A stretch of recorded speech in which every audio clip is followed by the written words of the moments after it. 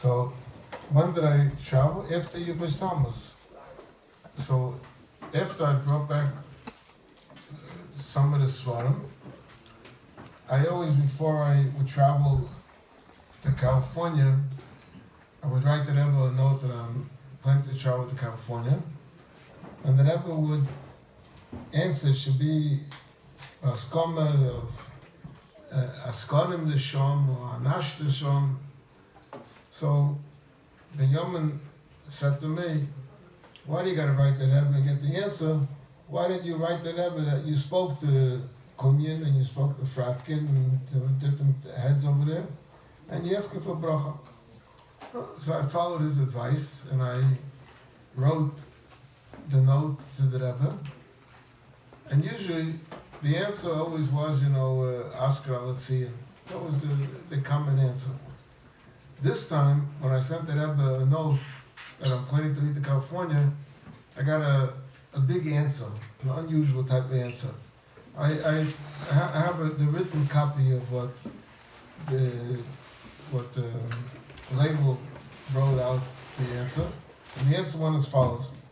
Like when I wrote that I'm planning to do my trip for a Magbus for Yeshiva Stenkutin Lubavitch, so the Rebbe underlined, Shenesyasid al Yedei Bal HaSvarim B'chul.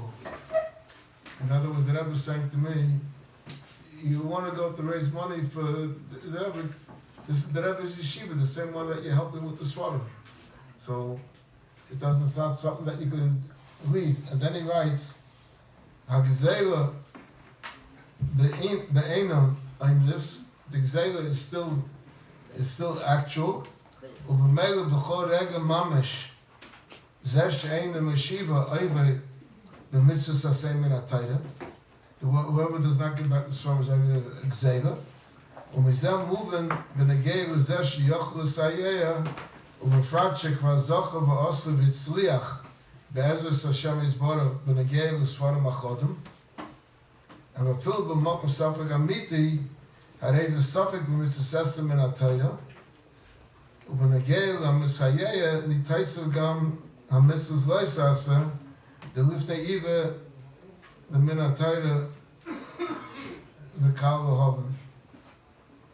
So, I have read a whole Hezbollah there. So I remained, and then the Rebbe told Lev Ugona I should wait here till the Shchai Shov. He didn't want me, I should travel in the 9 days. So just wait here till the Shchai Shov.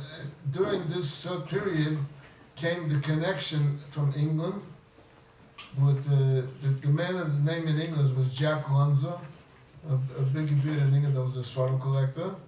And his daughter was a friend with Jesselson, and Jesselson connected with Eidowitz that he should work together with me, and that's how I managed to get back another few Svarim by staying here that week.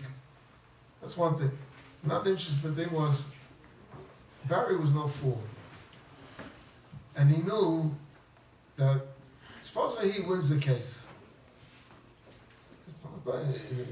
You never know what the judge could rule. Suppose he wins the case. What are the Chassidim going to do? You know what they'll do? They'll take out all the valuable Svarim from the library, or all the valuable Ksavim, and they'll say it was never here. So while the case was going on, he made an application to the court that he should be allowed to take an inventory of the Svarim that are in the library, that are in the Friedegeber's room, and that are in the library.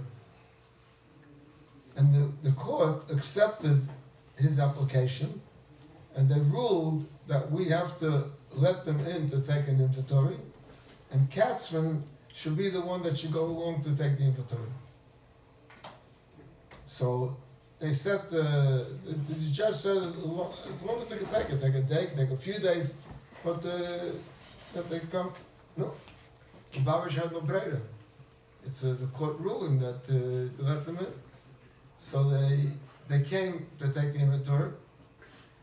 I said before that he didn't take any Chassidish Svarim, he didn't take any Ksavim, and there was a concern that he took the Baal Shem Tov Siddur. And I said, it was verified that he didn't take the Baal Shem Tov Siddur.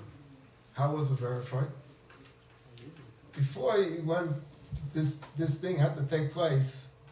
So Barry told Katzman, who supposedly was his agent, he said, listen, when you go to my grandfather's room, I want you to ask them that they should open the closet and take out, he used the word chamadanas. Chamadanas means suitcases. And there were 3 suitcases over there, or 2 suitcases over there. Well, in it they kept many valuable things, and also the Baal Shem Tov Siddur. And it was kept in these suitcases that whenever the Frierdiker Rebbe would travel, he always took these suitcases with him. They didn't leave them over in the house, wherever it was in Europe, wherever it was. And also, he told them that in one of the chamadanas, you're going to find a letter there, a handwritten letter from the Alter Rebbe. And the handwritten letter from the Alter Rebbe, the Rebbe Marash gave it as a present to his son. Now the Rebbe Marash had 2 sons. One was the Rebbe Rashab, and one was his one was the older brother, the Razor. So he says, and the Razor gave this as a letter, as a present to the Frierdiker Rebbe. And the Frierdiker Rebbe was very meticulous. If he got a present for someone, or he bought something, he would write when he acquired it and how he acquired it. Was it a present, or he buy it, or whatever it was. And on this letter, the Frierdiker Rebbe wrote that Kibalti ze midoidi harazo. Why was he telling him this? Resh is called. The Rebbe once in a Fabrengen threw in the word Baal Shem Tov Siddur. But the Rebbe, I think, didn't mean to say that he took the Baal Shem Tov Siddur. He could have taken the Baal Shem Tov Siddur. If he kept going on what he's doing, there's no end to it. But by showing this, he wanted to show that he didn't take any ksavim of Lubavitch, and he didn't take the Baal Shem Tov Siddur. That's what he wanted to show. He also wanted to show that ksavim don't necessarily belong to a Rebbe. V'oraya, the Rebbe Marash should have given it to the Rebbe Rashab, not to the Razor. The Balti gave it to the Razor is a raya that you divide it up. I take one piece, you take one piece, and you see from this letter he wanted to prove that there's nothing wrong. He's entitled to take, going with his shita, that he's entitled to take with it. He's entitled. It's part of his mother's share, and he's entitled to take it. So they came to the Rebbe's room, and they started going around this forum, and Casper started making a list of everything that was on the shelf.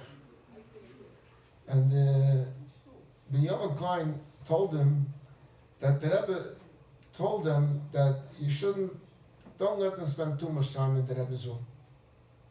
So they made a deal with Katzman. The deal was that instead of him writing reports on every Seder, they're going to take a video. They'll take a video of everything that was in this sefer over there. Because what happened was they would pick up a sefer and he would say a few words about it, and the lawyer would write it down and everything. So instead of spending a lot of time, they took videos of everything that was there, and they opened up these suitcases, these shamadanas, and the Baal Shem Tov Siddur was there. And so that was how he wanted to protect himself, that he shouldn't lose out in case he wins this case. Just came out, huh? Yeah.